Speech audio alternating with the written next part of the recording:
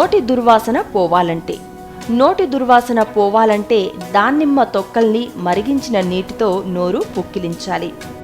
ఇడ్లీ పాత్ర అడుగున కమలాపల తొక్కలు వేస్తే ఆ పాత్ర తళతళలాడుతుంది. అల్లపు రసంలో తేనె కలిపి సేవించినా, మిరియాల పొడితో తేనె కలిపి తిన్నా దగ్గు త్వరగా తగ్గుతుంది. పాలలో టమాటా రసాన్ని కలిపి రాస్తే మొటిమలు పోతాయి.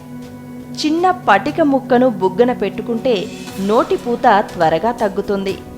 క్యారెట్ రసాన్ని నూరిన తులసి ఆకు ముద్దతో కలిపి ముఖానికి పట్టించి 10 నిమిషాల తర్వాత గోరువెచ్చని నీటితో కడిగేయండి. ఇలా క్రమం తప్పకుండా చేస్తుంటే కమిలిన చర్మం మంచిగా అవుతుంది. రాగి పాత్రల్లో నీళ్లను క్రమం తప్పకుండా తాగితే రక్తపోటు అదుపులోకి వస్తుంది. గుండె పనితీరు మెరుగుపడుతుంది. కొలెస్ట్రాల్ అదుపులోకి వస్తుంది. మధుమేహం ఉన్నవారు తప్పనిసరిగా రాగి బిందెలో నీళ్లు తీసుకుంటే ఎంతో మంచిది.